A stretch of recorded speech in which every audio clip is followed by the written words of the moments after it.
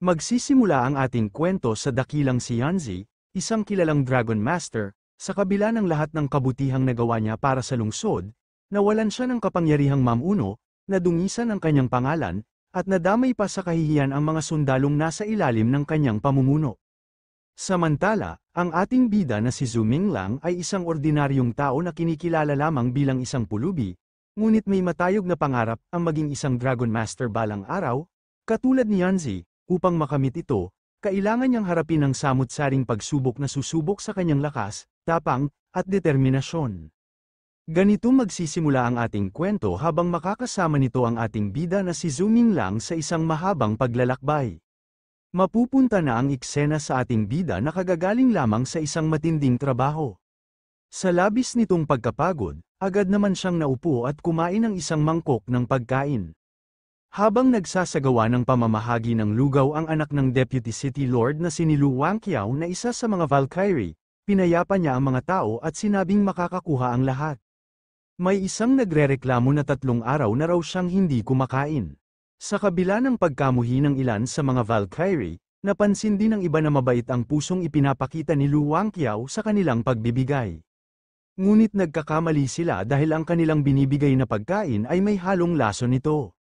Nagtaka naman dito ang ating bida nang biglaang narinig niya ang pagrereklamo ng mga tao laban sa mga Valkyrie. Galit na galit ang ilan sa kanila dahil winasak umano ng isa sa mga Valkyrie ang kanilang bayan, ang Huazhai City, 1 taon na ang nakalipas. Habang tumutulong si Lu Wangqiao sa mga mamamayan, pinagdududahan pa rin siya ng mga tao, at patuloy ang kanilang paghingi ng hustisya at katahimikan mula sa mga Valkyrie. Pagkatapos makakain ng ating bida ng isang mangkok ng pagkain upang maibsan ang kanyang pagkapagod, laking gulat niya nang malaman na may lason pala ang kanyang kinain, sa kanyang isip ay hindi niya inakalang ang simpleng lugaw ay maaaring maging mapanganib. Nagsimulang magpaliwanag ang ating bida sa kwento na ito, ipinakilala ng bida ang kanyang sarili bilang isang magsasaka mula sa Mulberry Town. Kwento niya, ninakawan siya habang nasa daan patungong lungsod upang maghatid ng seda para sa City Lord. Dahil sa matinding pangangailangan, napilitan siyang gumawa ng paraan upang mabuhay. Sa takot na maparusahan, nakiusap ito na patawarin siya. Aniya, hindi na siya muling mangangahas at ayaw pa niyang mamatay. Bago siya mamatay, napanaginipan ng ating bida na nakipagtalik siya sa isang Valkyrie, isang napakaganda at makapangyarihang babae, habang nakayakap sila ng mahigpit at mukhang nasa isang romantikong eksena. Iniisip ni Zhu Minglang na hindi siya pinabayaan ng mga Diyos dahil bago siya bawian ng buhay, nabigyan siya ng isang napakasarap na panaginip. Habang ginagawa nila ang pagbebembangan, napaungol naman sa sarap ang babae dahil sa laki ng jumbo hotdog ng ating bida. Pagkatapos nito, bigla na lang lumipat ang eksena sa Ever City Prison, kung saan unti-unti na nagkakamalay ang ating bida. Laking gulat niya nang mapagtanto na hindi pa pala siya patay, at mas lalo siyang nagtaka kung bakit tila may kabembangan siya pagkatapos niyang mawalan ng malay. Nagulat din ang ating bida nang makita ang sarili sa loob ng isang madilim na dungeon, at mas lalo itong nagulat nang mapagtantong kasama niya sa selda ang isang babaeng nakahubad na isang Valkyrie. Sa sobrang pagkabigla, napahawak siya sa kanyang ulo at halos mabaliw sa pag-iisip na buhay pa pala siya, at hindi siya makapaniwalang hindi iyon isang panaginip. Bigla na lang napatingin ang ating bida sa kanyang ulo, doon niya napagtanto na nagising na rin pala ang munting nilalang sa loob niya. Tuwang-tuwa naman ang ating bida, kaya kaagad niya din itong kinamusta. Kasunod nito, nagising na si Yanzi at namumula itong nagtanong kung bakit nga raw nandito sila sa isang selda. Nagpaliwanag si Zhu Minglang na ninakawan siya ng pera at pagkatapos ay nakain pa niya ang isang lasong lugaw, kaya't hindi niya maintindihan kung paano siya napunta sa lugar na ito. Bigla naman napalingon ang dalawa sa bintana ng selda, dahil biglang nagsalita ang anak ng Deputy City Lord na si Lu Wangqiao mula sa likod ng rehas. Mapang-asar nitong sinabi na mukha raw ayos na ayos si Yanzi, mukhang mahusay ang pagkakaserbisyo ng pulubing kasama niya kagabi, dinagdag pa niya na siguradong madudurog ang puso ng maraming tao kapag nalaman nilang ang isang kilalang babae ay natulog kasama ang isang pulubi, at sa huli, banta pa niya. Ikakalat niya ang balita para maging mainit na usapan sa buong araw. Nagtanong naman dito ang ating bida kay Yanzi kung napatalsik na bang araw ito sa kanyang trono, dahilan kung bakit nandito siya ngayon, ngunit sa halip na sumagot si Yanzi, bigla na lamang siyang sinuntok nito ng walang babala, dahil dito, Nagkapasa naman ang pagmumukha ni Zuming Lang, habang umiiyak, sinubukan ni Zuming Lang na ipaliwanag ang sarili at sinabing nakita rin naman siya at isa rin siyang biktima. Ngunit sa hindi inaasaang pangyayari, imbes na kaawaan ni Yanzi ang ating bida, lalo pa itong nagalit, kaya binalaan niya si Zuming Lang na papatayin niya ito sa mismong sandaling ito. Agad namang nagpalusot si Zuming Lang at sinabing hindi siya tumitingin, kundi iniisip lang kung paano sila makakalabas sa kulungan. Kasabay nito, inilabas niya ang kanyang silkworm upang sirain ang bakal sa bintana. Mabilis namang winasak ng silkworm ang mga rehas, kaya tuwang-tuwa si Zuming Lang at agad itong pinuri, sabay sabing napakahusay talaga ng kanyang maliit na silkworm. Ngunit agad naman itong kinontra ng kanyang silkworm at inulit na siya raw ay isang maliit na uod. Napansin naman ng ating bida ang kakaibang tingin ni Yanzi sa kanya kaya natakot siya at nagtanong kung ano nga raw ang problema nito. Humingi naman ng tulong si Yanzi sa ating bida at pinapabuhat siya sa taas ng bintana ng rehas. Nagtaka si Zuming Lang at sinabi nito na isa naman siyang Valkyrie at malakas, kaya kung bakit kailangan pang araw niya ng tulong. Pinaliwanag ni Yanzi na siya'y nalason at nanghihina kaya hindi niya makakayang mag-isang umalis. Dahil dito, agad na nagkunwari si Zuming Lang na bulag at sinabing wala siyang makita, kaya hindi siya makakatulong sa kanya. Dahil sa sinabi ng ating bida, bigla siyang pinagsusuntok ni Yanzi habang ito ay galit na galit. Napilitan naman dito ang ating bida na sumuko at nagsabing tutulungan ng araw niya ito basta tumigil ng araw ito sa pananakit sa kanya. Kaya wala nang nagawa ang ating bida kundi ang sumang-ayon sa kanyang nais. Pagkatapos ng ilang saglit, habang papaakyat na si Yanzi gamit ang katawan ng ating bida, napaluha na lamang si Zuming Lang sa tindi ng sakit at pagod na kanyang nararamdaman. Napaisip siya, hindi ba't sinabi ni Yanzi na mahina ng araw siya, pero nagawa pa rin siyang suntukin ng sobrang bangis nito. Sa kabila ng pambubugbog na dinanas, napangiti pa rin ang ating bida at inamin sa sarili na sulit naman daw ang lahat ng yun, dahil nakabembang ngaraw ito. Pagkatapos makaalis ni Yanzi, buong lakas itong tumalon paakyat kaya aksidenteng nasipa niya ang mukha ng ating bida, dahilan upang mapasigaw ito sa sakit. Pagkaraan nito, sumilip naman pataas ang ating bida at sumigaw ng tulong, umaasang mahihila siya palabas ng kulungan, ngunit sa halip na tulungan siya, bigla na lamang nawala si Yanzi, dahil dito, napabuntong hininga si Zuming Lang at inis na naisip na habang mas maganda raw ang isang babae, mas hindi ito dapat pagkatiwalaan. Ngunit sa hindi inaasahang pagkakataon, biglang may bumagsak na isang sako sa ulo ni Zuming Lang, paglingon niya, nakita niya si Yanzi na muli siyang nilapitan at inabutan ng damit, sinabi nito na isuot niya raw yun at hihilahin niya nga raw ito pataas. Pagkatapos niyang masuot ang sako, agad siyang hinila ni Yanzi pataas mula sa bintana ng kulungan, habang pilit siyang inaangat, nagrereklamo si Yanzi sa bigat ni Zuming Lang at nagtanong kung bakit nga raw ito na napakabigat. Pagkatapos nito, pagod naman silang dalawa, napansin naman ni Zuming Lang na tila hindi pa rin nawawala ang lason sa katawan ni Yanzi, kaya nanatili pa rin itong mahina at wala pa itong masyadong lakas, parang isang normal na babae lang. Pagkatapos nilang makalabas sa kulungan, agad na sinabihan ni Yanzi si Zuming Lang na sumunod sa kanya ng tahimik upang hindi sila marinig ng mga bantay. Tumungo sila sa gilid ng pader at nagsimulang itulak ni Yanzi ang isang malaking bato para buksan ang lagusan palabas ng lungsod. Nag-aalala naman dito ang ating bida kung makakalabas ba talaga sila mula roon. Ngunit ang sinagot lamang ni Yanzi na kaya rin naman niyang umalis mag-isa kung gugustuhin niya, at kung ayaw niya nga raw umalis, siya na lang daw ang mauuna. Pagpasok nila sa loob ng lagusan, mabilis na nanghina si Zuming Lang at nagreklamo kung gaano pa katagal siya kailangang gumapang, dahil pakiramdam niya ay mamamatay na siya sa kaligayahan ng kanyang nakikita. Sinabihan naman siya ni Yanzi na wala na talaga siyang lakas, kaya hindi na raw nakapagtataka na isa siyang pulubi.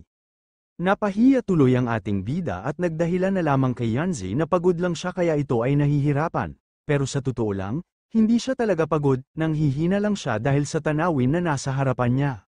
Sa kabilang bahagi ng kwento, sa gitna ng kaguluhan, lumitaw ang isang gilded fire dragon mula sa langit, at bumuga ito ng apoy pababa, na naging sanhi ng matitinding pagsabog, habang patuloy ang pag-atake ng nilalang, ang mga tao sa ibaba ay walang magawa kundi tumakbo at sumigaw ng tulong.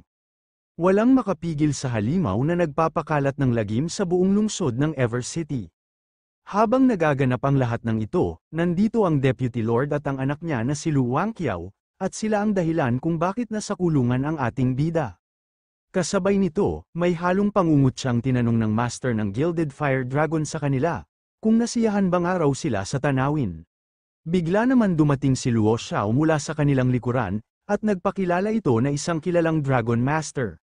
Dahil dito, napuno naman ng pawis ang pagmumukha ng Deputy Lord at sinabing wala naman silang alitan sa kanya. Ngunit mariin ang sagot ni Luo Xiao na hinahanap niya nga raw ang isang babae. Nang hindi nila ito maisagot, pag-alit niyang sinabi na masyado na siyang naging mabait sa kanila, at ang syudad na ito ay hindi na karapat-dapat pang manatili. Nakisali naman dito ang anak ng Deputy Lord, at sabi nito ang babaeng gusto ni Luo Xiao ay marumi na, at naging pinakamababa sa lahat ng babae dahil natulog ito kasama ng isang pulubi. Idinagdag pa niya na siya ay malinis, elegante, at marunong magpatakbo ng lungsod. Inalok pa niya ang sarili niya kay Luo Xiao, sinabing kung papayag ito, maaari na silang ikasal sa araw na ito. Ngunit lalong nagalit si Luo Xiao, kaya bigla niya nalang sinakal ang babae, at pag-alit niyang sinabi na kung ang babaeng mahal niya ay hindi na raw perlas sa paningin ng iba, ang babaeng nasa harap niya ngayon ay wala ring pinagkaiba sa maruming putik at buhangin. Ngunit sinusubukan pa rin kumbinsihin ni Lu Wangqiao si Luo Xiao na kalimutan na ang isang babae. Aniya, ang babae raw ay natulog kasama ang isang pulubi sa loob ng isang gabi kaya naging pinakamababa at pinakamarumi sa lahat ng kababaihan, kaya't nagtaka siya kung bakit patuloy pa rin itong iniisip ni Luo Xiao. Dahil dito, lalo lang nagalit si Luo Xiao, sa tindi ng kanyang puot, pinakawalan niya ang isang napakalakas na apoy na bumalot sa buong paligid, sa gitna ng naglalagablab na apoy, hawak-hawak pa rin niya ang babae, ngunit ngayon, halos wala na itong saplot at puno ng sugat ang katawan.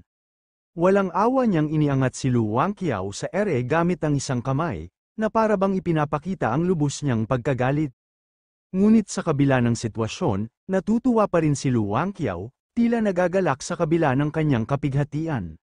Nagtanong naman dito si Luo Xiao kung bakit nga raw ito tumatawa sa kabila ng kanyang sitwasyon. Ngunit imbes na matakot, tumawa pa ng napakalakas si Lu Wangqiao, at sabi din ito, kahit naging malakas na si Luo Xiao, hindi pa rin siya pinansin ng babaeng mahal niya noon, bago pa man siya maging Dragon Master, wala siyang halaga sa mga mata ng babaeng yun, ginawa raw ni Luo Xiao ang lahat para mapansin siya, pero trinato lang siya nito bilang alipin. At ngayon na bumalik si Luo Xiao bilang isang malakas na tao, umaasa siyang mapahanga ang babaeng mahal niya, ngunit huli na ang lahat. Ibinunyag na ni Lu Wangqiao na winasak na niya ang reputasyon ng babaeng minamahal ni Luo yun. Araw at gabi raw ay kasama na ito ng isang pulubi, hubot-hubad sa mga bisig nito. Dahil sa sinabi ng babae sa kanya, halos mabaliw na si Luo Xiao sa kanyang narinig, napasigaw ito sa galit at pinagmumura nito ang babae, hanggang sa tuluyan niyang pakawalan ang kanyang nakakakilabot na puot, at walang pag-aatubiling sinubukang paslangin ang babae. Pagkatapos paslangin ni Luo Xiao si Lu Wangqiao, hindi pa rin hamupa ang apoy ng kanyang galit. Habang binibigkas niya ang pangalan ni Lianzi, ang kanyang damdamin ay muling sumiklab, sa gitna ng kaguluhan, nagpakawala siya ng matinding enerhiya, at buong determinasyon niyang sinabi na si Yanzi ay para lamang sa kanya, dahil dito, nagdulot siya ng malaking kapahamakan sa paligid. Bumalik na ang kwento sa ating bida, sa gitna ng naglalagablab na apoy at kaguluhan, ligtas na nakatakas ang ating bida kasama si Yanzi. Habang nakasilong sa kakahuyan, nagulat sila sa tanawing may Dragon Master na sangkot sa labanan, buti na lang daw at nakalabas sila agad mula sa kapahamakan.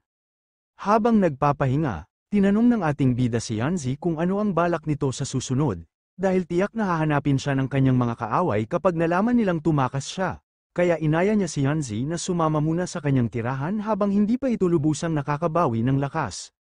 Umayag naman dito si Yanzi at hindi na ito nagdalawang isip pa. Makalipas ang ilang sandali, habang tahimik ang gabi sa Mulberry Town, napukaw ang ating bida mula sa pagkakatulog, napatingin siya kay Yanzi na mahimbing pa ring natutulog, hindi niya maiwasang mag-isip ng malalim, na sa kabila ng lahat, si Yanzi ay nawala ng kapangyarihan, nawala ang kanyang puri, at nasira ang Ever City, subalit pinipilit pa rin itong itago ang kanyang galit at kahihiyan. Para sa kanya, isa lamang siyang pulubing walang silbi, ang taong kumuha ng virginity ni Yanzi. Pagkatapos ng isang gabi ng pagpapahinga, Maagang nagising ang ating bida dahil sa masarap na amoy ng niluluto ni Yanzi. Ngunit sa hindi inaasaang pangyayari, laking gulat ng ating bida nang makita si Yanzi na nagluluto ng kanyang mga silkworm, mga alagang uod na itinuturing niyang napakahalaga at cute. Dahil dito, kaagad naman napabangon ang ating bida at napatanong kung bakit nga raw kinakain nito ang kanyang mga silkworm. Subalit sagot naman ni Yanzi, wala raw kasing pagkain sa bahay at gutom na siya, kaya napilitan siyang lutuin ang mga iyon. Habang patuloy na kumakain si Yanzi ng niluto niyang silkworm, halos hindi na makayanan ng ating bida ang makita ito. Halatang apektado siya, kaya dali-dali niyang sinabi kay Yanzi na huwag na niya yung kainin at bibilhan na lang niya ito ng meatloaf sa labas. Paglabas ng bahay ni Zhu Minglang, hindi niya akalaing ang isang babaeng mukhang diwata at may magandang asal ay kayang maging ganoon kalupit pagdating sa pagprito ng silkworm. Habang naglalakad siya sa bayan, nadaanan niya ang isang matandang guro na nagtuturo sa mga bata. Sabi ng matanda, sa mundong ito ang pinakamarangal sa lahat ng nilalang ay ang dragon, may mahiwagang kapangyarihan sa mundo na nagbibigay sa lahat ng nilalang ng pagkakataong maging dragon. Ayon sa alamat, bawat nilalang ay may kanya-kanyang dragon gate at kapag nalampasan nila ito, maaari silang maging isang tunay na dragon. May mga tao naman na nagsasaliksik tungkol sa batas ng pagbabagong anyo bilang dragon at tumutulong sa mga nilalang na may potensyal upang makatawid sa Dragon Gate. Sila ang tinatawag na mga Dragon Master. Dahil sa sinabi ng matandang lalaki, napuno ng pag-asa ang isang bata at sinabing gusto niya nga raw maging Dragon Master balang araw. Ngunit pinaalalahanan siya ng matanda na dapat ay mabuti siya at hindi nananakit ng inosente. Sa gitna ng usapan, nabanggit ng matanda na may balita raw kamakailan na ang mga batang espiritu ay mahilig kumain ng silkworms, kaya kapag may batang espiritong nakita na kumakain ito, dapat daw itong hulihin dahil mataas ang posibilidad na maging dragon ito. Kasabay nito, napag-alaman ng ating bida na tumaas na pala ang halaga ng silkworms at nagiging mayaman na ang bayan nila dahil dito. Nataranta ang ating bida at halos maluha ito dahil halos nga raw nakain na ni Yanzi ang kanyang mga silkworm. Pagka-uwi ng ating bida, dala-dala pa niya ang meatloaf na binili niya kay Yanzi. Tinawag niya si Yanzi, ngunit wala na ito sa loob ng bahay. Napansin ni Zhu Minglang ang iniwan ni Yanzi na isang sulat sa ibabaw ng mesa, at sinabi nito na naglakad-lakad lang daw ito at iniwan na ligtas sa loob ang mga silkworm. Habang hawak-hawak niya ang isa sa mga silkworm, napaisip naman dito ang ating bida, kung iiwan na lang ba talaga siya ni Yanzi at magiging kahihiyan siya sa buhay nito.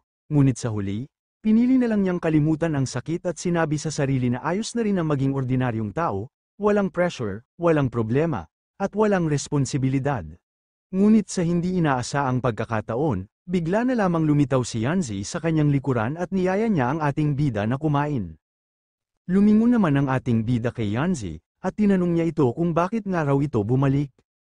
Hindi naman ito sinagot ni Yanzi, dahil bigla na lamang itong lumapit sa ating bida matapos siyang makaramdam ng kakaiba, at sinabi nito na umaasta raw siya gaya ng isang kasapi ng kanilang angkan, at ang presensya raw na naramdaman niya ay pamilyar at hindi basta-basta.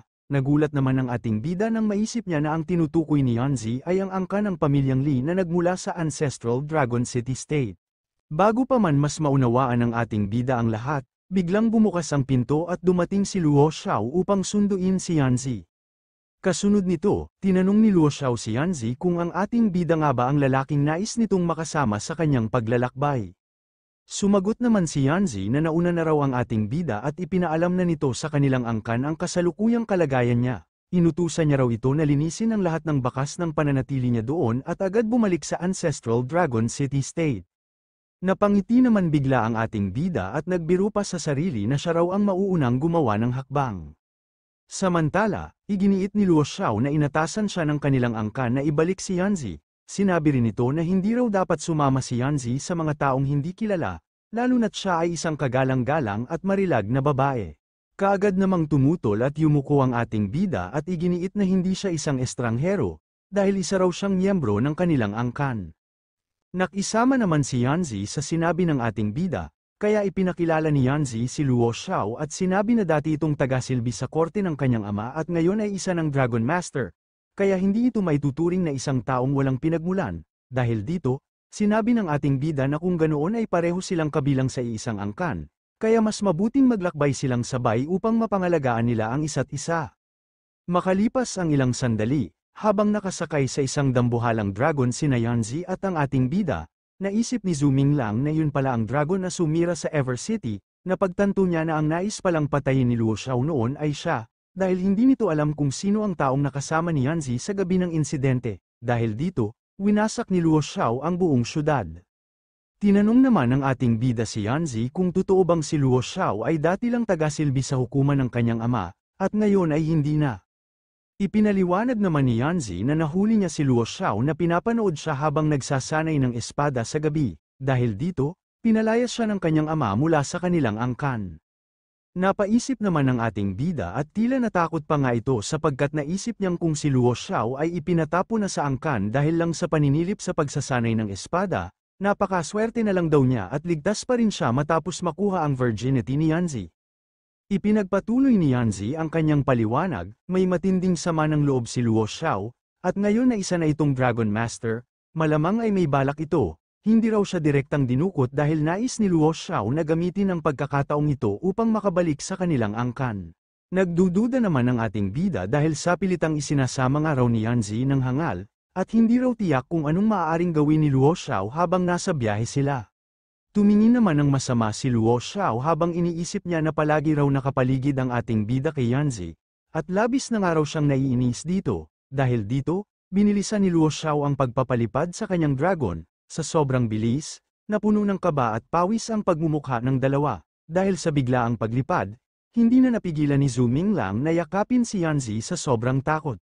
Pagkatapos ng kanilang matinding pagbaba mula sa dragon, galit na galit si Zuming Lang at napasigaw na parang sinasadya raw siyang patayin ni Luo Xiao kasama si Yanzi.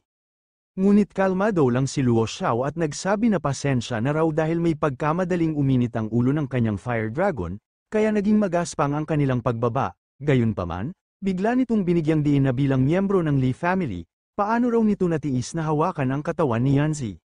Sa isang iglap, sinipa niya si Zuming Lang palayo at mariing sinabi ni Yanzi na lumayas nga raw ito. Sinabi naman ni Yanzi na si Zuming Lang ay bagong salta pa lang sa Dragon Tamers Academy at wala pa siyang ganap na dragon, kaya nagpapasalamat siya kay Luo Xiao sa pagtulong. Ngunit sinundan nito ng mapanghamong komento mula kay Luo Xiao, sinabing napakatapang ni Zuming Lang na pumasok sa lugar na iyon kahit hindi pa siya isang ganap na Dragon Master. Sa isip ni Zuming Lang, halatang sinusubukan siyang galitin ni Luo Xiao, pero kailangan niya nga raw itong tiisin. Kalaunan, nakarating sila sa isang mataas na talampas kung saan nasilayan nila ang Ancestral Dragon City State, isang bayan na sinasabing nilikha mula sa katawan ng isang sinaunang dragon. Napahanga si Zuming Lang sa nakita at napagtanto niyang totoo nga ang alamat tungkol dito. Pagdating nila sa loob ng palasyo, galit na nagsalita si Li Ying, ang pinuno ng Li family, at kasama niya ang kanyang asawa na si Kung Tong. Pinunan niya ang kakulangan ng dangal ng kanyang sariling anak, sabay tanong kung paano nito mapoprotektahan ang lungsod kung sarili niyang karangalan ay di niya kayang panindigan. Sinubukan naman ni Kung Tong pakalmayan ang kanyang asawa at sinabing mabuti nang bumalik ang kanilang anak. Ngunit sa galit ni Li Ying, nabasag niya ang hawak niyang isang bagay, na tahimik na lang si Yanzi habang tahimik na tinatanggap ang mga nangyayari kahit na nagkaroon na ito ng sugat sa kanyang mukha. Sinubukan naman magpaliwanag ni Luo Xiao na sinunog na raw niya ang lungsod kaya hindi niya maintindihan kung paano agad nakarating ang balita sa Ancestral Dragon City. Pero pinutol agad siya ni Li Ying, galit na galit at sinigawan siyang tumigil dahil hindi raw siya ang dapat magsalita. Sa sobrang takot nito, napuno naman ng pawis ang pagmumukha ni Luo Xiao at napaluhod na lamang ito. Sinubukan naman ipagtanggol ni Kung Tong ang kanyang anak sa kanyang ama, na sa kabila ng kahihiyan, ay may malaking ambag pa rin si Yanzi sa digmaan at pagpapalawak ng teritoryo nila. Ngunit hindi ito pinakinggan ni Li Ying, aniya, walang silbi ang reputasyon ni Yanzi kung pati ang mga tauhan nito ay napapahiya na rin. Sa huli, ipinatupad ni Li Ying ang hatol, maghihiwalay ng araw ang mga tauhan ni Yanzi at ipapadala sila sa ibang kampus sa kanlurang larangan. Si Yanzi naman ay ilalagay sa house arrest sa loob ng palasyo, hindi siya pwedeng makipagkita sa kahit kanino. Ang posisyon bilang tagapagmana ng Divine Maiden ay ibibigay na sa kapatid niyang si Nanling siya. Pagkatapos nito, ipinatawag ni Li Ying si Luo Xiao. Agad namang lumuhod si Luo Xiao at inamin ang kanyang kasalanan sa nangyari. Ngunit tinanong muna siya ni Li Ying kung totoo bang ang kanyang alaga ay isang Gilded Fire Dragon, Nang ito'y kumpirmahin ni Luo Xiao, labis ang pagkagulat ng lahat. Na galit, pinuri pa siya ni Li Ying at sinabing hindi niya inasahan na makakamit ni Luo Xiao ang ganitong pambihirang lakas matapos nitong umalis sa pamilya Li. Bilang gantimpala, inalok siya na sumanib muli sa kanilang panig. Ipinaliwanag pa ni Li Ying na ang Gilded Fire Dragon ay isang bihirang nilalang na may walang hanggang potensyal, ngunit nangangailangan ng maraming mapagkukunan at isang mahusay na guro upang tuluyang mapalakas, at kung mananatiling tapat si Luo Xiao, tiniyak niyang maganda ang kinabukasan nito. Sa huli, ngumiti si Luo Xiao, ngunit ang ngiting iyon ay may halong lihim na motibo. Pagkatapos nito, umalis na ang dalawang mag-asawa, habang paulit-ulit na nagpasalamat si Luo Xiao sa kanilang pinuno. Samantala, si Zhu Minglang naman ay tila nagtataka at nasaktan, habang napapaisip kung naroon pa ba siya, dahil sa kabila ng lahat, pakiramdam niya ay parang hindi na siya nakikita o pinapansin ng kahit sino. Kasabay nito, biglang lumapit si Luo Xiao kay Yanzi at nagsimulang magpahayag ng kanyang damdamin. Sinabi niya na huwag na raw itong mag-alala sa sasabihin ng iba, at gagawin niya raw ang lahat para mapatunayang karapat-dapat siya sa Li family, at para makuha ang pahintulot ng ama ni Yanzi na mapang-asawa ito. Ipinahayag niya rin ng direkta na mahalaga talaga sa kanya si Miss Yanzi. Samantala, sa di kalayuan ay tahimik lang si Zhu Minglang, na halatang nasasaktan at nagtatanong sa sarili kung nakikita pa ba siya ng iba. Sa sobrang sakit ng loob, pakiramdam niya ay tila ba hindi na siya umiiral sa mata ng mga tao sa paligid niya. Sinabi din ni Luo Xiao habang ito ay papaalis na hindi kailangang sagutin agad ni Yanzi ang kanyang mga sinabi, ang mahalaga ay maintindihan nito ang katapatan at damdamin nito. Pagkatapos nito, lumapit si Zhu Minglang kay Yanzi at inabutan ito ng pamunas, sinabi niyang dumudugo pa rin ang sugat nito at kailangang na itong linisin. Ngunit matapos nitong sabihin yon, bigla na lang siyang tinalikuran ni Yanzi nang walang imik, dahilan para mapahinto siya sa kanyang kinikilos at mapaisip sa katahimikan. Makalipas ang ilang sandali, habang nagpapahinga si Zhu Minglang sa silid panauhin ng pamilya Li, napaisip siya na bagamat hindi galit sa kanya si Li Yanzi sa kanya, malamang ay ayaw na siya nitong makita pa, nahihiya na rin siya na manatili roon at kumain ng libre, kaya nagpa siya siyang humanap ng pansamantalang mapagtatrabahuhan. Naalala niya si Bai Qi, ang maliit na ice worm, at inisip niyang kailangan niyang magtanim ng mga punong mulberry para may makain ito pag nagising. Habang iniisip ito, pumasok siya sa kanyang spirit domain, isang mahiwagang espasyo para sa mga Dragon Master. Kasabay nito, sinuri naman ito ng ating bida, ngunit laking gulat niya nang makita niya ang isang dagdag na ice cocoon. Sa loob nito, unti-unting lumilitaw ang isang makapangyarihang nilalang, bigla siyang natigilan, dahil lumilitaw na pala ang senyales ng transformation ng isang dragon. Makikita naman dito si Bai Qi, natutulog sa loob ng cocoon, na may anyong kahangahangang dragon na may pakpak. Sinabi naman ng ating bida, ito ang palatandaan ng pagbabagong anyo ng dragon, malapit nang bumalik si Bai Qi sa Dragon Throne. Habang pinagmamasdan ng ating bida si Bai Qi, buong tapang niyang ipinangako na aalamin niya ang dahilan ng pagbagsak nito at tutulungan itong lumakas muli. Umaasa siyang makalipad na silang muli sa kalangitan gaya ng dati. Ngunit inamin din niya na kung isa lang sana siyang tunay na Dragon Master, hindi sana nangyari ito kay Bai Qi. Buong puso ang kanyang pangako na tutulong kay Bai Qi upang muling maging isang tunay na Dragon Master. Bukod dito, nais din niyang huwag maging kahihiyan sa babaeng mahalaga sa kanya. Sa huli, napag-isip-isip niyang kailangan nilang makahanap ng ligtas na lugar para sa transformation stage ni Bai Qi, ngunit hindi siya pamilyar sa Ancestral Dragon City State. Habang nag-iisip si Zhu Minglang bigla namang may kumatok sa kanyang pintuhan at nagtanong kung gising pa nga raw ito, bumangon naman kaagad ang ating bida upang suriin ito. Doon ay sinalubong siya ni Shu Anger, ang kasambahay ng isang ginang, ibinigay nito sa kanya ang isang sulat ng rekomendasyon para sa pagpasok niya sa Dragon Tamers Academy sa Lishuan. Taos puso naman nagpasalamat ang ating bida kay Shu Anger. Ngunit agad naman napaisip ang ating bida, baka sadyang ginagawa ito ng pamilyang Li para malaman ang kanyang pagkakakilanlan bilang isang Dragon Master, sakaling imbestigahan ito ni Luo Xiao balang araw. Gayunpaman, napagtanto niya na ang akademya ay isang mahusay na lugar para paghandaan ang kanyang mga layunin, kaya't nagpa siya siyang tanggapin ng alok at pumunta na nga sa Dragon Tamers Academy. Nagpaalala naman dito si Shu Anger sa ating bida, sinabi niyang huwag palalagpasin ng ating bida ang spiriting selection pagdating niya roon, mahalaga raw ito at dapat niyang piliing mabuti ang espiritong sasamahan niya.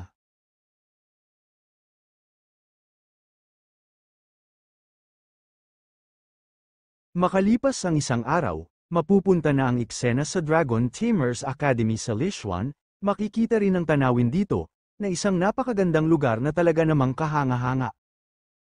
Habang namimili ang ating bida, nakilala niya si Fang Nianyan, isang magandang dalagang nagtitinda ng mga peach. Napaisip ang ating bida at nasabi niya sa kanyang sarili na hindi niya inakalang ganoon ang magiging itsura nito. Tinanong ni Fang Nianyan ang ating bida, kung naroon din siya para makita ang akademya. Sagot naman ng ating bida, nandito siya para sa pagsusulit ng pagpasok ng pagiging Dragon Master. Dahil sa sinabi ng ating bida, bigla na lang siyang tinawanan ni Fang Nianyan. Sa gitna ng kanyang halakhak, sinabi niyang hindi raw niya akalaing baliw pala si Zuming Lang. Nainis naman ang ating bida at napabulalas na hindi nga raw siya isang baliw. Itinanong pa niya kung bakit ang pangit ng ugali ng babaeng ito. Ngunit hindi pa roon nagtapos ang pambubuli ni Fang Nianyan, sinulyapan niya si Zuming Lang mula ulo hanggang paa. Saka sarkastikong nagsalita, na mukha nga raw talagang pangkaraniwan si Zuming Lang, wala itong dalang espiritu, at mukha pa itong tanga. Itinanong pa niya kung kailan pa binaba ng Dragon Tamer Academy ang pamantayan sa pagpili ng mga estudyante. Nainis naman dito ang ating bida kaya hinamon niya si Fang Nianyan na magpustahan na raw sila. Lalakad siya papasok ngayon sa Copperwood Gate at sigurado siyang hindi siya pipigilan ng bantay. Kapag nakapasok siya, kailangang ibigay ni Fang Nianyan sa kanya ang basket ng peaches nito. Matapos ang hamon ni Zuming Lang, tinanong siya ni Fang Nianyan kung ano naman ang mangyayari kapag siya ang nanalo.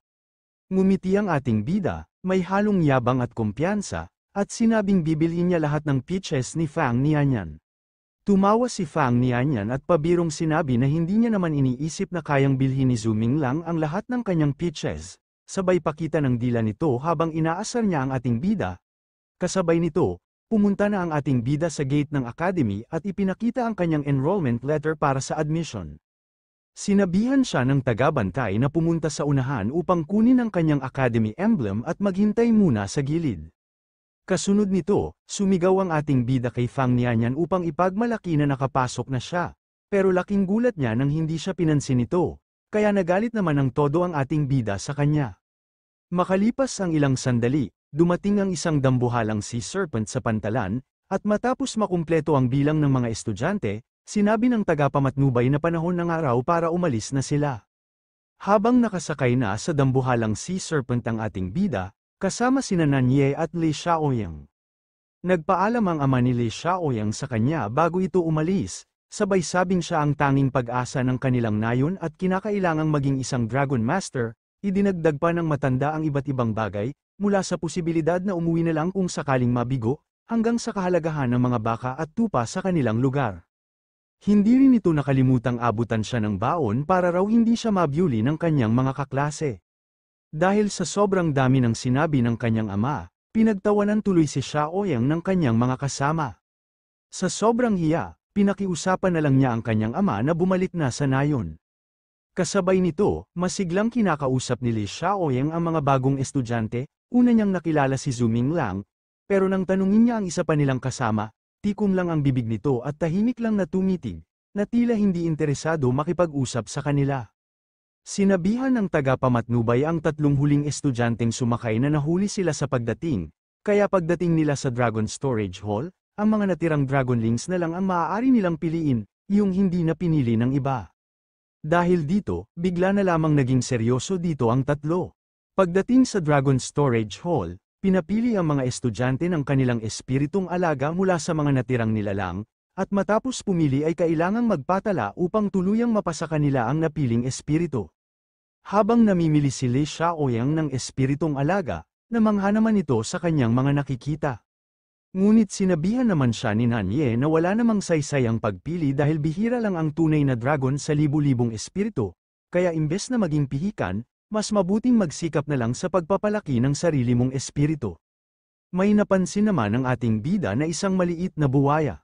Tahimik itong nag-aabang at mukhang may balak kunin ng isang silkworm bilang pagkain. Sa sandaling nakuha nito ang tiyempo, mabilis nitong sinunggaban ng silkworm, direkta sa harapan ng grupo ng maliliit na asong lobo. Dahil dito, agad siyang pinagkaisahan at binuli ng mga ito. Naisip naman ng ating bida na kahit dito sa academy, may pambubuli pa rin na para bang sumasalamin sa sariling karanasan niya.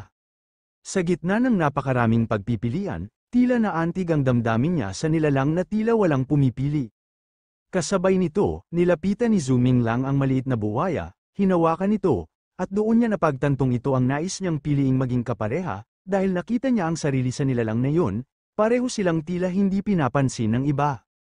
Ngunit sa hindi inaasahang pangyayari, bigla na lamang siyang sinabuyan nito sa kanyang pagmumukha, dahilan para mainis siya sa gulat. Habang basang-basa ang kanyang mukha, tiningnan niya ito ng masama at galit na sinabi na hindi na siya nagtaka kung bakit binubuli ito ng ibang spiritlings dahil isa itong tunay na pasaway. Gayunpaman, sa kabila ng lahat, napagdesisyonan niyang piliin ang buwaya bilang kanyang spiritling. Sa kanyang isipan, naalala niya ang sinabi ng matanda kapag ang isang batang espiritu ay kumakain ng silkworm, malaki ang tsansang ito'y maging isang dragon. Dagdag pa rito, napansin niyang may matigas na bukol sa ulo ng buwaya, na para bang isang nakatagong sungay na maaaring palatandaan ng isang dragon. Dahil dito, napagdesisyonan na ni Zuming Lang na piliin ang maliit na buwaya bilang kanyang spiritling, agad siyang nagsagawa ng soul binding, isang ritual kung saan pinagdurugtong ang kanilang mga kaluluwa gamit ang dugo. Sa puntong yun, tinawag niya ang buwaya sa pangalang Hia. Ipinangako ni Zuming Lang kay Hia na kahit hindi siya sigurado kung mapapabago niya ito bilang isang dragon, sisiguraduhin naman niyang laging may sapat itong silkworms, dahil siya mismo ay isang propesyonal na tagapag-alaga ng mga ito. Ibinigay pa niya ang isa pang silkworm bilang patunay ng kanyang pangako, at agad namang natuwa si Hia sa pangako ng kanyang amo. Makalipas ang isang araw, ipinakita ni Zuming Lang ang maliit na pond na hinukay niya para kay Hia. Gusto niyang tiyaking komportable ang bagong alaga at kapartner niya. Kitang-kita naman ang kasiyahan ni Hia habang masiglang lumulundag sa tubig. Pagkatapos, sinabi ni Zuming Lang na siya'y maliligo muna, habang pinapapayagan si Hia na maglaro mag-isa sa pond. Mula sa pagiging isang tusong buwaya, tila unti-unti na ring napapalapit si Hia sa kanyang bagong master. Kinabukasan, habang mahimbing pa sa tulog si Zuming Lang, bigla siyang ginising ni Hia sa nakakagulat na paraan. Pagmulat ng ating bida, nakita niyang masigla at puno ng enerhiya si Hia, tila ba excited na mag-training, dahil dito, napangiti si Zuming Lang at pinuri ang kasigasiga ng kanyang alaga. Bilang gantimpala, binigyan niya ito ng silkworm, at sinabing ngayong araw ay dadalhin niya ito sa isang magandang lugar para mag-ensayo. Sa labas ng gusali, napadaan si Zuming Lang habang may mga tao sa paligid na nag-uusap tungkol sa isang babae. Sabi nila, maganda raw ito na parang diwata, pero pinaglaruan ng kapalaran, may iba't ibang haka-haka, isa raw itong matandang pulubi, o kaya'y isang batang palaboy ang pinagsamantalahan siya. Isa pa sa mga usisero ay nagsabing sa lugar na gaya ng Wutu na wala ng batas at puno ng kaguluhan ang ganitong kagandahan ay siguradong pagkakaguluhan ng mga tao para sa pansariling kasiyahan. Habang pinagmamasdan ng ating bida ang mga hangal kasama si Hia, napasabi na lamang ito na ang mga tsismis ay lalong nagiging walang kwenta. Pagdating nila sa isang lawa malapit sa talon, sinimulan na nila ang training ni Hia. Pinuri ni Zuming Lang ang magagandang galaw ng alaga habang lumalangoy ito, subalit sa sobrang gigil ni Hia, hindi niya napansin ang gilid ng talon at tuluyang nahulog. Tinawag siya ng ating bida, dahil nag-aalala na ito sa kanyang kalagayan. Nang mahulog si Hia sa talon, dali-daling tumakbo si Zuming Lang sa gilid ng bangin, mabilis siyang tumalon patungo sa isang batong may tuyong sanga sa gitna ng ilog para subukang seluhin ang kanyang alaga. Sa pagdaan ni Hia, sinunggaban siya ni Zuming Lang at matagumpay na nasalumula sa malakas na agos ng tubig. Galit, ngunit nag-aalalang sinabihan niya si Hia na huwag nang maging pasaway sa susunod. Paglapag nila sa gilid ng ilog, masiglang nagpakawala ng tunog si Hia na tila humihingi ng paumanhin. Ngunit sa hindi inaasahang pangyayari, bigla na lamang naputol ang hawak na tuyong puno ng ating bida, dahil dito, nagsimula na siyang mangamba dahil sa kanyang sitwasyon. Nakita naman ito ni Hia at agad siyang nagpakita ng tapang, nang mapansin ng ating bida ang balak ni Hia. Dali-dali niya itong sinigawan, sinasabing huwag na itong lumapit at bumalik na lamang. Binalaan niya si Hia na mapanganib ang kanilang sitwasyon at baka mapahamak ito. Ngunit hindi ito pinansin ni Hia, patuloy pa rin siya sa paglangoy, sinusuong ang rumaragasang agos ng ilog, buo ang kanyang determinasyon na iligtas ang kanyang amo. Lumangoy siyang pailalim, pinapawi ang lakas ng agos gamit ang kanyang sariling lakas. Habang papalapit si Hiya, makikita na ang kanyang bagong anyo, buong lakas siyang tumalon pataas habang binibigkas ang kanyang matapang na sigaw. Ngunit sa gitna ng kaguluhan, nawalan ng balanse ang kanyang amo at nahulog ito mula sa taas ng talon. Habang bumabagsak, napasigaw naman dito ang ating bida. Sa kanyang pagkakahulog, bigla siyang sinalo ng isang hindi inaasahang nilalang, isang dambuhalang nilalang na may makislap at makapangyarihang anyo. Laking gulat ng ating bida nang mapagtanto niya kung ano ang sumagip sa kanya. Sa pagkabigla, naitanong pa niya kung ang nilalang na ito ay isang waterfall flood dragon. Doon niya napagtanto na ang tumulong sa kanya ay isang mahiwagang dragon na nagmumula sa ilalim ng talon. Pagkatapos nito, isang napakagandang babae ang biglang lumitaw sa ibabaw ng bato. Siya ay si Duan Gang. Nagtanong naman ito sa ating bida kung bakit nga raw gusto na nitong mamatay. Gayong ang katawan ay isang biyayang kaloob ng kanyang mga magulang. Agad namang tumugon ang ating bida, nilinaw niya na hindi niya intensyong magpakamatay. Ayon sa kanya, hindi niya sinasadya ang nangyari, isa lamang itong aksidente. Kasabay nito, biglang tumalon si Hiya mula sa talon, ngunit laking gulat niya nang mapagtanto niyang mahuhulog siya nang wala siyang kontrol. Sa kabutihang palad, agad namang tumulong ang waterfall flood dragon at sinagip si Hiya bago pa ito tuluyang bumagsak. Pagkababa ni Hiya, labis ang tuwa ng ating bida, dahil nag-evolve ng araw ito. Pinaalalahanan niya din ito na kahit lumakas na ito, hindi pa rin dapat basta-basta tumatalon mula sa talon dahil maaari itong ikamatay. Samantala, muling nagsalita si Duan Gang, tinukoy niya si Hiya at tinanong kung ito ba ang spiritling ng ating bida. Sinabi rin niyang tila nahanap na nito ang landas patungo sa tinatawag na Dragon Gate, isang senyales ng mas mataas na antas o lakas. Ngunit sa malamig niyang tono, idinagdag ni Duan Gang na kung wala nang iba pang kailangan, huwag na siyang istorbohin sa kanyang pagsasanay. Nagpasalamat naman ang ating bida sa kanya at sinabing, maraming salamat nga raw sa kanyang senior sister sa pagsagip sa kanila. Masaya rin niyang ibinahagi na kung sakaling muling harapin nila ang mga wolf spiritlings na nang-api sa kanila sa Dragon Storage Hall, kaya na raw nila itong talunin, lalo na't mas malakas na ngayon si Hiya. Pagkatapos ng lahat ng nangyari, masaya namang nagpaalam si Hiya sa kanila. Sinabi ng ating bida kay Hiya na balang araw ay tiyak nilang matatalo ang mga wolf spiritlings, na dati nanlait at nambuli sa kanya. Buo ang kanyang tiwala sa kakayahan ni Hiya at sa magiging lakas nito sa hinaharap. Makalipas ang ilang sandali, sa isang pagsubok, tinalo ng isang wolf spirit beast ang isang malaking baka, dahilan upang sumuko ang tagapagsanay nito, habang pinapagalitan siya ng mga nakapaligid. Malamig namang nagkomento ang ating bida na wala namang dapat makita sa labanang yun, pawang pag-aaksaya lamang ng oras ang laban sa pagitan ng mga spiritlings. Pagkatapos nito, napansin ng ating bida na tila gutom na si Hiya. Nilambing niya ito at inalok ng ilang isdang grouper at isang malaking basket ng silkworm para mapunan ang tiyan. Ngunit halatang may galit si Hiya, hindi raw yun ang orihinal na sinabi sa kanya ng kanyang amo. Kinabukasan, napag-isipan ng ating bida na hindi magiging sapat ang kasalukuyang paraan para mapakain si Bai Chi, lalo na't lumalaki na ito.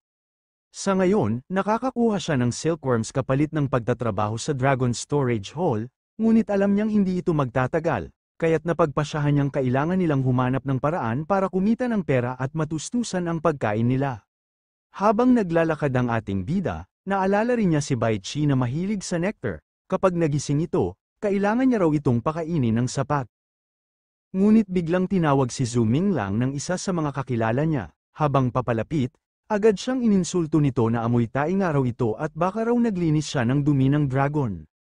Sa isip naman ng ating bida, napakababa raw ng ginagawa niya, na tila trabaho ng isang alipin lamang. Hindi pa rin tinigilan si Zhu Minglang ng lalaki, at sinabing kung marunong na siyang maglinis ng dumi ng dragon, baka gusto na rin niyang linisin ang paligid ng bahay ng mga kaklase nila.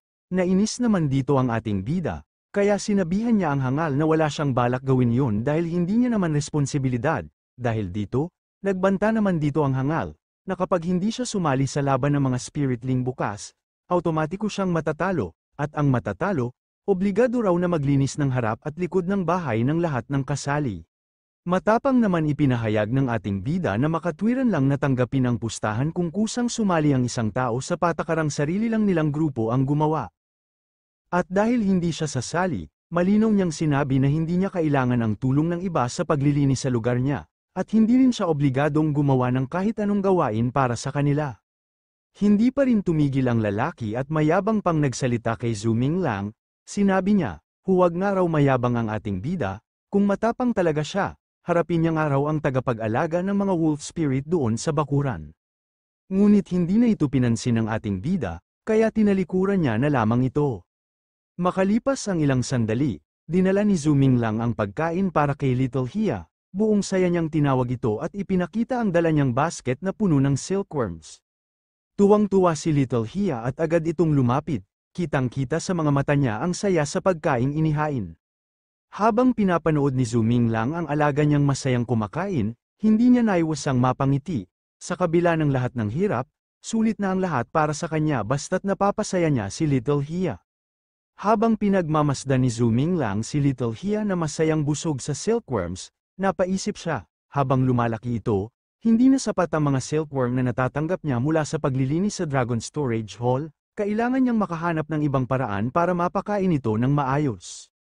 Naalala niya na pagbalik niya mula sa Dragon Storage Hall, may nakita siyang misyon sa Academy's Mission Hall na may disenteng gantimpala. Kaya naisip niyang subukan yun sa susunod, baka doon siya makakuha ng sapat para sa pagkain ni Little Hia. Dumiretso si Zuming Lang sa Mission Hall ng akademya kung saan nakapaskil ang iba't ibang misyon. Napansin niyang may mga misyon na sobrang delikado, gaya ng pakikipaglaban sa isang lungsod o paglusob sa isang battlefield. Napaisip siya na mukhang para lang talaga ang mga yon sa mga bihasang Dragon Tamer. Isa sa mga misyon ang agad tumawag ng pansin niya, isang misyon para salakayin ang isang kalapit na lungsod na sinakop ng isang masamang demonyo. Plano ng demonyo na isakripisyo ang mga kaluluwa ng karaniwang mamamayan at alipin upang palakasin ang kanyang espiritual na salamangka, delikado ito para sa buong populasyon. Ang tagal ng misyon ay 3 buwan. Ngunit ang gantimpala ay napakalaki, isang kapat ng buwis ng buong lungsod, napanganga si Zuming Lang sa laki ng premyo.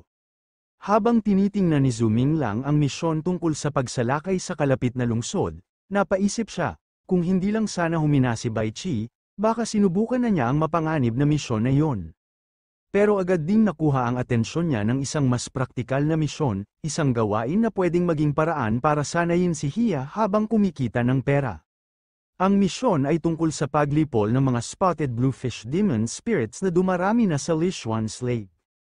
Nanganganak na raw ang mga ito sa mga bato sa gabi at sumisira sa balanse ng kalikasan sa lawa, umaabot na rin ang mga ito sa mga karatig bayan at inaabala ang mga mangingisda. At ang tagal ng misyon ay kalahating buwan, at ang gantimpala, isang butil ng ginto. Natuwa si Zuming Lang, ito ang perpektong misyon para sa kanila ni Hia.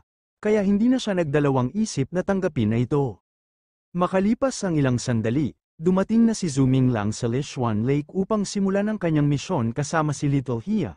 Habang pinagmamasdan niya ang lawa, napansin niyang lumalangoy na si Hia sa ilalim ng tubig, handa na para sa pagsalakay. Habang nagmamasid, napag-alaman ni Zuming Lang na ang mga spotted bluefish demon spirits ay may taktika sa pagtatanggol, kapag sila ay nagtipon-tipon.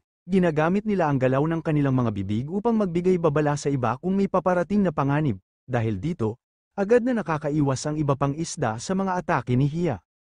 Makikita rin sa dulo ng eksena na unti-unting lumilikha ng malakas na alon o ipon ng tubig si Hia, tila naghahanda para sa isang mas malakas at estratehikong atake. Pinayuhan naman ni Zuming Lang si Little Hia tungkol sa kalaban, ang mga spotted bluefish demon spirits. Sinabi niyang mas mabilis ng kaunti ang mga ito kaysa kay Hia, pero hindi ganoon kalaki ang agwat, kaya't may pag-asa pa silang manalo. Ngunit sa kasamahang palad, wala man lang nakuhang isda si Hia. Dahil dito, napagdesisyon ng ating bida na sanayin pa si Hia upang lumakas.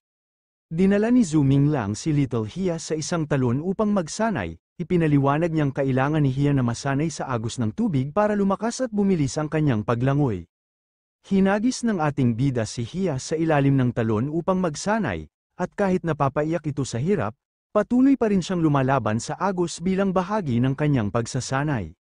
Matapos ang buong araw ng matinding pagsasanay, pagod na pagod si Little Hia at halos himatayin na ito. Nakita ito ng ating bida at sinabi niyang tapos na ang kanilang training para sa araw na iyon.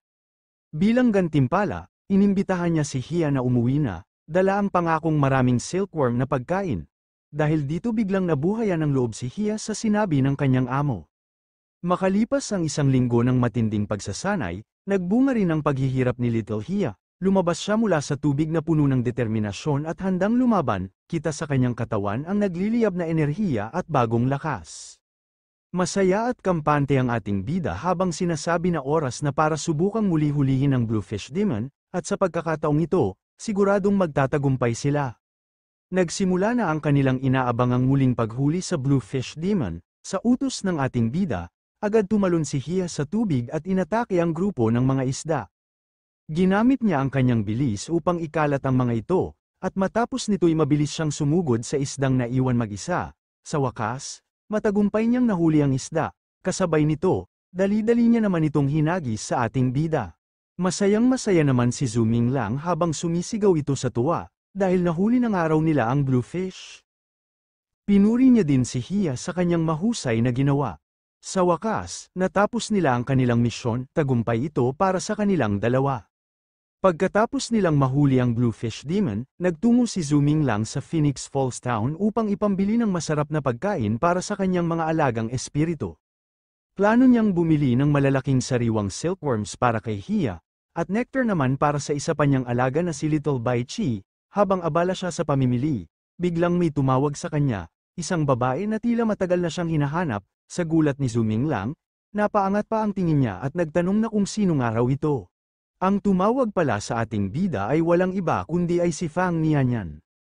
Sinabi ni Fang Nianyan na nangako raw ang ating bida na bibilhan siya ng isang basket ng mga peach, ngunit ilang araw na raw siyang iniiwasan nito. Ipinakita ng ating bida ang kanyang Dragon Tamers Academy emblem bilang patunay na totoo siyang estudyante ng prestihiyosong akademya. Buong yabang niyang sinabi kay Fang Nianyan na ibig sabihin nito, may utang na nga raw ito sa kanya na isang basket ng peaches. Nagulat si Fang Nianyan, ngunit hindi siya nagpatalo. Sa halip, may halong pang-aasar niyang tinanong kung totoong ang estudyante siya ng Dragon Tamers Academy, at kung ganoon daw, nasaan naman ang kanyang dragon. Ayaw ng ating bida na lumihis pa ang usapan, sinabi niya kay Fang Nianyan na ang gusto niya ay ang pinakasariwa, pinakamalaki, at pinakamakatas na peaches bilang gantimpala sa kanilang pustahan. Napabuntong hininga na lang si Fang Nianyan at sa huli ay sumuko din ito. Aminado siyang natalo siya, at sinabi na marami pa siyang peaches sa bahay. Pagkatapos daw niyang magtinda sa araw na yon, pwede nang pumunta si Zuming Lang sa bahay nila para kunin ang mga ito. Nagtanong naman dito ang ating bida kay Fang Nianyan kung saan maaaring makabili ng mga silkworm at nectar para sa kanyang mga alagang dragon. Agad namang nagmalaki si Fang Nianyan at sinabing meron sila niyan sa kanilang tindahan, lahat ng kailangan nga raw ng ating bida ay meron sila, mura, de kalidad, at siguradong maaasahan ang mga paninda nila. Ngunit agad siyang pinahinto ni Zuming Lang at sinabing tigilan ng araw niya ang pagsasalita. Bibili muna siya ng malalaking silkworms at nectar, at kapag maganda talaga ang kalidad, bibilhin niya ang lahat ng kailangan niya roon. Nagtanong si Fang Nianyan kung gaano karami ang bibilhin ni Zuming Lang. Ang sagot naman ng ating bida, 10 basket ng malalaking silkworms at 10 nectar. Labis ang pagkagulat ni Fang Nianyan, ang reaksyon nito ay parang gusto na siyang holdupin ng ating bida sa dami ng hinihingi nito. Habang nagtatawaran pa rin sila, tinuro ni Fang Nianyan ang isang pleasure boat sa tabi ng ilog at biniro si Zuming Lang na kung gipit siya sa pera, pwede siyang magtrabaho roon. Maraming matatandang babae ang baka humanga sa hitsura niya. Nainis si Zuming Lang at sinabing ang pangit nitong kausap para sa isang tindera, kaya tinawaran niya ang presyo, 10 basket ng silkworms at 8 tapayan ng nectar, o maghahanap na lang siya ng ibang tindera. Matigas pa rin si Fang Nianyan, ang kaya lang daw niya ay 7 basket ng silkworms at 7 tapayan ng nectar. Kung may mahanap daw si Zuming Lang na ibang nagbebenta ng nectar sa Phoenix Falls Town, magpapalit na raw siya ng apelyido. Sa huli, napilitang pumayag si Zuming Lang sa deal, habang nagpa siya ring kukuha siya ng panibagong mission para madagdagan ang pera niya. Matapos ang kanilang tawaran, nagkasundo na rin sina Zuming Lang at Fang Nianyan. Kasabay nito, bigla na lamang lumapit si Fang Nianyan sa isang magandang babae at masaya niyang binati ito, na tinawag niyang sister. Nabigla si Zuming Lang sa biglaang pagbabago ng ugali ni Fang Nianyan, mula sa pagiging tuso at mapang-asar, bigla itong naging masigla at panay ang papuri sa bagong dating, na parang isang fangirl. Napaisip tuloy ang ating bida at pabirong niyang sinabi, na baka naman pwedeng igalang din niya ang damdamin niya bilang isang customer. Pagkakita ng ating bida sa babae, tila natigilan siya, nabighani siya sa taglay nitong ganda at presensya, kaya't hindi niya napigil ang mapasambit ng mahina ang isang pangalan, ang pangalan ng babaeng mahal niya, si Yanzi. Dahil dito, sinubukang makipaglandian ni Zuming Lang sa babae at tinanong kung dumalaw ba talaga ito para sa kanya. Pero agad siyang binara ng babae at ni Fang Nianyan. Nagkunwari si Zuming Lang na close sila ng babae, pero malamig ang sagot nito, hindi raw sila magkakilala. Pinagtawanan pa ni Fang Nianyan ang kahangalan ng ating bida, sabay sabing mas pangit pa raw ito manligaw kaysa sa isang aso. Hindi na lang pinansin ng babae ang ating bida, kaya sinabihan niya na lamang si Fang Nianyan na mag-pitch na lang sila. Pagkatapos nito, nagpaalam na ang babae at sinabing kailangan na niyang bumalik sa akademya. Pagkaalis ng babae, nagtanong si Zuming Lang kung ano ang tawag ni Fang Nianyan sa kanya kanina. Dito niya nalaman na ang babae pala ay si Nanling siya, isang napakagandang babae na kilala sa buong Dragon Tamers Academy. Tila di makapaniwala si Fang Nianyan na hindi alam ni Zuming Lang ang tungkol sa kanya. Nagdahilan naman ang ating bida na palagi siyang self-study kaya wala siyang masyadong alam tungkol sa mga nangyayari sa loob ng Dragon Tamers Academy. Ngayon lang niya nalaman na si Nanling siya pala ay isang kilalang estudyante mula sa Lishuan's Dragon Tamers Academy.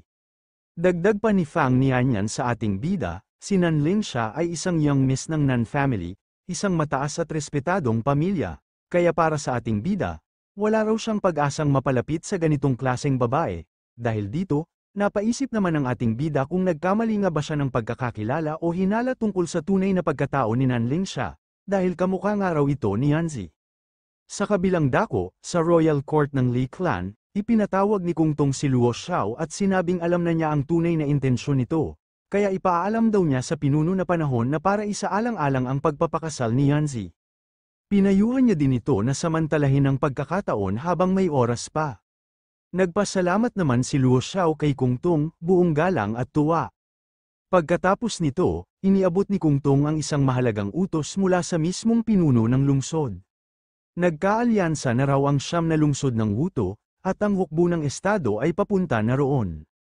Kinakailangan ng araw umalis ni Luo Xiao kinabukasan upang sila'y turuan ng leksyon. Pinaliwanag pa ni Kung Tong, hindi na ito tulad ng maliliit na tagumpay na nakamit niya noon, kung maisa sa katuparan niya ang misyong ito, lalo pang tataas ang kanyang reputasyon sa buong lungsod. Buong tiwala namang sumagot si Luo Xiao na hindi niya bibiguin si Kung Tong at ang pinuno ng kanilang angkan. Ngunit bago siya tuluyang umalis, tinanong pa siya ni Kung Tong kung kilala ba niya ang lalaking bumalik na kasama nila ni Yanzi. Nabanggit ni Luo Xiao ang pangalang Zuming Lang, na ayon daw kay Yanzi ay isa ring miyembro ng kanilang angkan, ngunit agad itong itinanggi ni Kung Tong, wala raw taong nagngangalang Zuming Lang sa kanilang pamilya, sinabi pa niya na maaaring may ibang layunin ang lalaking iyon. Pinayuhan niya si Luo Xiao na tumuloy na sa East Don City, at siya na raw ang bahala sa pagsisiyasat sa tunay na pagkatao ni Zuming Lang. Nagngit-ngit naman sa galit si Luo Xiao, hindi niya matanggap ang posibilidad na may inilihim sa kanya si Yanzi. Ayon sa kanya, kung talagang hindi kabilang si Zuming Lang sa Li clan, bakit ito ipinagtanggol ni Yanzi? Malinaw sa kanyang isipan na may itinatago ang ating bida, at baka hindi lang ito basta-bastang pagkukunwari. Sa kabilang banda, biglang napahatsing si Zuming Lang, napakamot siya sa ilong at nagtatakang napatanong, sino naman kaya ang taong iniisip siya? Sa isang hindi inaasahang sandali, biglang nagliwanag ang paligid, nagulat si Zuming Lang nang makita niyang unti-unting nababasag ang koka ng kanyang alaga na si Little Baiki. Mula sa loob nito, lumabas ang isang nilalang na ibang-iba na sa dati nitong anyo, isang puting dragon na may makinang nakatawan, malakristal ang hitsura, at may mahahaba at eleganteng pakpak. Habang pinagmamasdan nito, napangiti si Zuming Lang at napabulong siya sa kanyang sarili, na nagbago ng araw ang kanyang alaga, at habang si Hie naman ay nagugulat na lamang ito sa kanyang nakikita. Lumapit naman si Little Bai Chi sa kanyang amo at masaya siyang dumampi sa pisngi nito, na para bang nagpapasalamat. Napangiti ang ating bida at niyaya na niya si Bai Chi na kumain, oras na para palakasin ang kanyang katawan. Habang abala si Bai Chi sa pagkain ng masarap na nectar, napatingin naman si Hia sa kanyang amo. Sinabihan niya naman ang dalawa na mula ngayon ay magiging magkasama na silang tatlo bilang isang pamilya. Dahil sa sinabi ng ating bida, agad na tumingin si Bai Chi ng masama kay Hia, sa tindi ng titig nito. Naging yelo naman dito si Hia sa ginawa ni Bai Chi, dahil dito, nag-alala si Zuming Lang sa kalagayan ng kanyang alaga. Nagagalit naman si Hia sa ginawa sa kanya ni Bai Chi, halos manginig ito sa inis habang pinapadyakan ng lupa bilang protesta. Ngunit imbes na pigilan ito, napatawa na lamang si Zuming Lang sa kulitan ng dalawa. Sa kabila ng kanilang kulitan, dama niyang nagsisimula ng mabuo ang koneksyon sa pagitan nilang tatlo, bilang isang tunay na pamilya. Pagkatapos nito, bigla na lamang may narinig ang ating bida na nagmumula sa labas. Biglang napasigaw si Zuming Lang nang maalala niya ang mahalagang bagay, may lesson pala sila ngayon bilang pagtatapos ng buwan, agad siyang kumilos at kinuha ang mga libro, handang tumakbo papunta sa klase habang nakasampa pa rin sa kanyang balikat si Bai Chi. Sa loob ng malaking silid-aralan ng Dragon Tamer Academy, pinag-uusapan ng mga estudyante ang tungkol sa isang nakakakilabot na balita, isang gilded fire dragon raw ang nanggugulo at pumatay ng maraming tao sa East Dawn City. Ayon sa kanila, mukhang natakot na ang mga rebelde ng Wutu at hindi na tumatawid sa mga hangganan. Dagdag pa rito, laman ng usapan ng bagong Dragon Tamer na kinakatakutan ng marami, si Luo Xiao, isang Master Dragon Tamer na kamakailan lang ay inupahan ng Lei Clan. Ayon sa mga narinig nila, si Luo Xiao ay kilalang malupit at walang awang tao. Habang nasa klase, nag-usap-usap ang ilang estudyante tungkol sa mga ambisyon nila bilang mga Dragon Tamers. Ayon sa isa, walang tunay na lalaki ang hindi lumalaban sa digmaan para magtatag ng pangalan para sa sarili. Nagyayabang pa ang isa na kapag naging ganap na dragon ang kanyang wolf spirit, sasakupin niya ang isang lungsod at iimbitahan ang lahat roon bilang mga panauhin niya. Samantala, nabanggit naman ng iba si Nanye, isa sa mga kilalang estudyante. Sabi nila, siya raw ang may pinakamalaking tsansa na maging matagumpay dahil ang espiritu nito ay isa na talagang tunay na dragon mula pa sa simula, kaya naman nagagawa na nitong gumamit ng mga simpleng magic kahit hindi pa ganap ang transformation. Hangang-hanga naman ang mga babae kay Nanye, dahil hindi na raw nito kailangang dumaan sa hirap ng paghahanap ng landas papunta sa Dragon Gate, hindi katulad ng karamihan sa kanila. Nagyabang din dito ang isang hangal kay Nanye, na malapit nang maging dragon ang kanyang wolf spirit, at baka raw kainin lang nito ang isang batang dragon gaya ng pagnguya ng karne. Pero hindi ito pinalampas ni Nanye, malamig nitong sinagot na baka hindi lang alam ng kausap niya ang tunay na pagkakaiba ng isang dragon sa isang mabangis na hayop, dahil kahit sanggol pa lang ang dragon, kaya nitong paslangin ang wolf spirit nito. Pagkatapos nito, pinuntahan naman ng hangal ang ating bida, at mayabang niyang sinabi na ayaw raw niya ng puro salita, dahil sa kanilang bakuran nga raw, tanging si Zuming Lang ang hindi niya kayang talunin, pero lahat ng iba ay bugbog sarado raw sa kanya, kaya ang hamon niya, kung talagang may ibubuga si Nanye, makipaglaban nga raw ito kay Zuming Lang.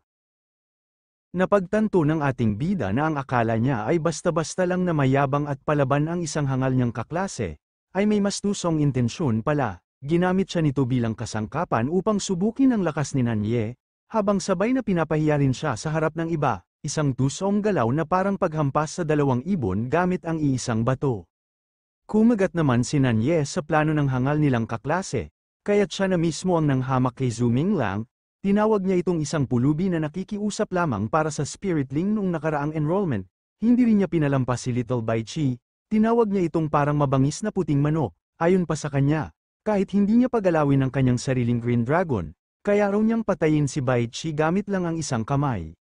Dahil sa mga pang-iinsulto ng hangal, hindi napigilan ni Zuming Lang ang kanyang galit, ngunit ang galit na ito ay hindi para sa sarili niya, kundi para kay Bai Chi. Hindi niya matanggap na hinahamak at minamaliit ang kanyang dragon partner. Narinig naman lahat ni Bai Chi ang lahat ng mapanirang salita, kaya agad itong kumilos, mula sa kanyang maliit at simpleng anyo. Lumipad siya sa ere at biglang nagpakita ng tunay niyang anyo, isang malaing kantong kagandahan, nagniningning ang kanyang mga balahibo, tila isang banal na nilalang na bumaba mula sa langit, namangha ang mga tao sa kanyang anyo. hindi nila maiwasang mapabulalas at magtanong kung anong uri ng dragon si Bai Qi. Ngunit sa halip na humanga, nagsalita si Nanye ng may panlalait, tinawag niya itong isang chicken dragon si Bai Qi, isang uri raw ng nilalang na umaasa lang sa makikinang na balahibo para mapansin. Ayon sa kanya, malamang hindi pa raw nakakita ng tunay na dragon ang mga humahanga rito.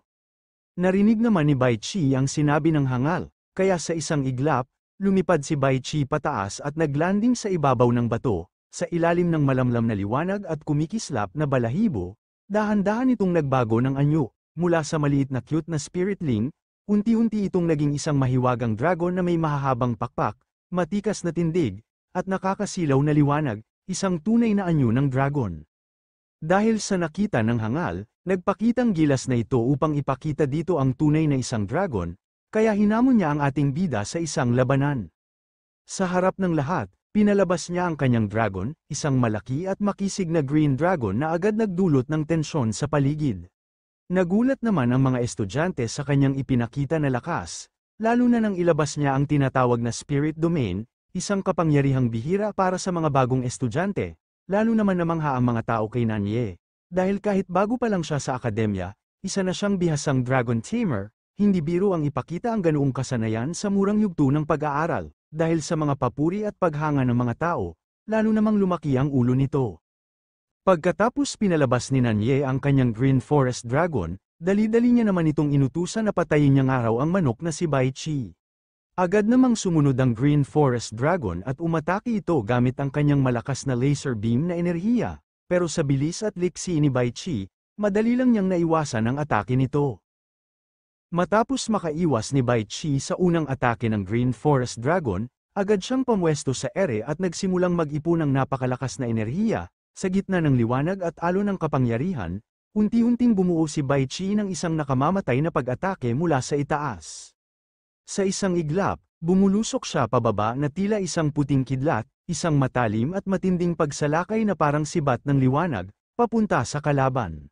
Wala nang nagawa ang Green Forest Dragon kundi tanggapin ang bagsik na pag-atake ni Bai Qi sa kanya. Sa lakas ng atake ni Bai Qi, nagliyab ang buong paligid at nag-alo ng enerhiya ang buong klase. Pagbagsak ng alikabok at liwanag, makikita si Little Bai Qi na nakatayo na sa ibabaw ng ulo ng Green Forest Dragon, isang malinaw na senyales ng kanyang tagumpay. Dahil sa ginawa ni Bai Qi, nabigla naman dito ang mga hangal, lalo na ang hangal na si Nanye dahil sa pagkatalo ng kanyang spiritling. Matapos talunin ng Green Forest Dragon, tinawag na ni Zuming Lang si Bai Qi pabalik sa kanya. Agad namang lumipad si Bai Qi at malambing na lumapag sa balikat ng kanyang amo. Labis naman ang paghanga ng mga estudyante kay Zuming Lang matapos makita ang kanyang tagumpay. Isa sa kanila ang nagsabing alam na niya noon pa man na may tinatagong lakas si Zuming Lang, kahit natahimik lamang ito, dahil sa ipinamalas nitong lakas ngayon, napahanga silang lahat. Isa pang estudyante ang nagpatutuo na noon pa man, napansin na niyang kakaiba talaga si Zuming Lang, may dignidad at hindi tulad ng ibang tao, tama raw ang kutob nito. Habang pinag-uusapan siya ng iba, nilapitan naman siya ng mga babaeng estudyante, pinaabot nila ang kanilang pagbati at paghanga, at sinabi pang sana'y maging isang dakilang Dragon Master siya sa hinaharap. Ngunit hindi doon nagtapos ang atensyon na natanggap ni Zuming Lang, agad siyang pinagkaguluhan ng mga babae habang nakadikit dito ang kanilang mga kokomelon sa kanya, at tinanong nila kung may nobya na siya, at anong uri ng babae ang gusto niya. Nahihiyang naisip ng ating bida na tunay ngang kamangha-mangha si Bai Qi, bagamat isa pa lamang itong batang dragon, kaya na nitong makipaglaban na parang isang ganap na dragon. Dahil dito, naramdaman ni Zuming Lang na unti-unting bumabalik sa kanya ang mga araw ng kanyang dating karangalan, sa kabila ng pagpuri at atensyon ng mga babae sa paligid, pinipigilan pa rin niya ang sariling matuwa ng labis, pilit na pinananatili ang kanyang pagiging kalmado at low-key. Matapos ang laban, lumapit si Zuming Lang at sinabihan si Nanye na mas mabuting alagaan at sanayin pa ng mabuti ang kanyang dragon, dahil may potensyal pa naman ito. Dahil sa kahihiyan na natanggap ng hangal, kaagad niyang inutos sa kanyang dragon na bumalik na sa Dragon Seal, ngunit sa halip na sumunod agad, nagpumiglas ito at nagpakita ng matinding galit, tila ba hindi pa rin matanggap ang pagkatalo. Habang pinapabalik ito, bigla na lang lumitaw ang nakakagulat na pangyayari, nagsimulang magbago ang anyo ng dragon ni Nanye, Naglabasan ng makukulay na enerhiya at tila sumisigaw ito sa sakit o puwersang bumabalot dito. Napalingon naman si Nanye sa kanyang spiritling at agad na napalitan ang kanyang pagkadismaya ng tuwa. Sa halip na malugmok sa pagkatalo, natuwa pa siya nang makita ang biglang pagbabago sa dragon niya. Ayon sa kanya, ang dragon ay nagsisimula ng mag-evolve patungo sa susunod na antas. Pagkatapos nito, nagbago na ito ng tuluyan, mula sa dating anyong mukhang buwaya, isa na itong dambuhalang halimaw na may nakakakilabot na presensya. Ang kulay ng balat nito ay naging mas madilim, ang mga tinik sa katawan ay mas tumilim, at sa gitna ng dibdib nito, may makinang na kristal na naglalabas ng kakaibang enerhiya. Kasabay nito, bigla na lamang umungol ng napakalakas ang halimaw, dahilan kung bakit napataas ang mga palda ng mga babae at nasabi nilang bastos nga raw ang halimaw ni Nanye. Nilapitan ni Zhu Minglang si Nanye at ipinaalala na may potensyal talaga ang Green Forest Dragon nito. Sinabi niyang siya ang nanalo sa unang laban, pero ngayong natalo siya, tabla na raw sila. Hindi naman pumayag si Nanye at mariing tumutol. Ayon sa kanya, hindi pa tapos ang paligsahan dahil hindi pa niya pinapabalik ang totoong dragon niya. Idinagdag pa niya na ang spiritling ay isa pa ring manok. Kahit pa may nakuha itong kaunting kapangyarihan ng hangin, hindi raw ito sapat para pantayan ang tunay niyang dragon. Dahil dito, napataas na lamang ng kamay si Zhu Minglang at tila napilitang sumang-ayon. Sa dulo, tinanggap na lang niya ang sinabi ni Nanye. Dahil sa kayabangan ng hangal, agad na kumilos si Bai Qi upang ipagpatuloy ang laban upang maturuhan ang leksyon ng hangal. Hindi ito nagpatalo at buong tapang na hinarap muli ang sitwasyon. Dahil sa biglaang kilos ni Bai Qi, nagulat naman ang ating bida sa ipinakita nitong determinasyon at lakas. Kasunod nito, lumipad pa itaas si Bai Qi, tila nagtitipon ng enerhiya para sa isang malakas na pag-atake. Napansin naman ng halimaw ang nakakabighaning presensya ni Bai Qi, kaya agad itong umatake. Mabilis nito na ibinuka ang kanyang bibig, at ginamit din nito ang kanyang kakaibang galamay upang gamitin ito sa pag-atake. Ngunit sa halip na umatras, lalo pang nagningning si Bai Qi sa ere, bigla siyang nagpakawala ng nakakasilaw na liwanag, na para bang sumiklab ang liwanag ng isang sagradong nilalang sa gitna ng dilim. Doon nagsimula ang kanyang pambihirang pag-atake. Sa paligid niya ay nagliwanag ang malakas na hangin at naglabasan ang mga matutulis na yelo. Sa isang iglap, napigilan niya ang mga galamay ng halimaw, tila ba walang hirap na winasak ang mga ito. Pagkatapos nito, bumulusok ng mabilis si Bai Qi pababa, diretsyong nilapitan ang halimaw ng harapan. Dahil sa bilis at husay ng kanyang galaw, madali niyang naiwasan ang mga galamay ng kalaban, tila ba hindi man lang siya tinamaan ni isa. Ngunit sa hindi inaasahang pangyayari, bigla na lamang umatake ang halimaw gamit ang kanyang matutulis at lason na mga kuko. Napansin ni Bai Qi ang ginawang pag-atake ng halimaw, kaya agad siyang kumilos upang depensahan ito. Habang patuloy ang laban, bigla na lamang sumigaw ang ating bida mula sa gilid upang magbigay ng babala na mag-ingat nga raw sila sa lason ng halimaw. Dahil dito, nagkagulo naman ang lahat ng tao, kaya nagsimulang nagsitakbuhan sila palayo. Nagsalita naman ang isang lalaki na sobrang delikado ng araw ng halimaw kaya kailangan nilang mag-ingat. Ipinaliwanag niya na kapag nadikitan ng lason ng halimaw ang balat ng tao, tiyak na matutunaw ito, at wala nga raw makakaligtas. Sa gitna ng panganib mula sa mga nakal-alasong galamay ng halimaw na tila gustong durugin si Bai Qi, agad siyang bumalot ng isang kristal na panangga na gawa sa yelo. Mistulang nabalutan siya ng isang makapal, malinaw na yelong kulungan na nagsilbing proteksyon laban sa lason. Habang lalong tumitindi ang tensyon, biglang bumagsak si Bai Qi mula sa ere, taglay ang isang malakas na paikot na atake, parang buhawi na binuo mula sa yelo at malamig na hangin, direkta niyang tinarget ang halimaw. Sa gitna ng labanan, sumigaw naman ang ating bida kay Bai Qi, pinayuhang lumipad palayo at huwag makipaglaban sa ganoong lugar. Alam niyang delikado ang paligid, masyadong makitid, at maraming inosenteng tao ang maaaring madamay. Ngunit napansin din ni Zhu Minglang na nagiging pabigla-bigla ang mga kilos ni Bai Qi. Sa isip niya, hindi ito dapat magpadala sa bugso ng damdamin. Kapag nahawakan siya ng Green Forest Dragon, agad niya itong ibabalik sa Spirit Domain upang hindi ito mapahamak. Samantala, tumawa ng mayabang si Nanye at sinabing huli na para umatras. Ayon sa kanya, kapag tinamaan si Bai Qi, ang pinsala ay diretso ring mararamdaman ni Zhu Minglang sa kanyang kaluluwa, kaya mas mabuti raw na sumuko na lang siya. Sa puntong ito, biglang nagbago ang aura ni Bai Qi, mula sa dati niyang inosente at kalmadong anyo, naging matalim ang kanyang tingin at seryoso ang ekspresyon.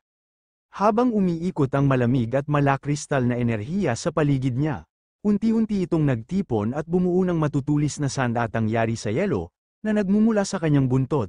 Kasabay nito, mabilis naman siyang umatake sa halimaw, eksaktong tumama ang yelong sandata sa noo ng Green Forest Dragon, at tumagos pa ito hanggang sa mismong mata ng halimaw. Dahil dito, isang napakalakas na pagsabog ang yumanig sa buong lugar, isang patunay ng kapangyarihan ni Bai Qi na hindi dapat balewalain.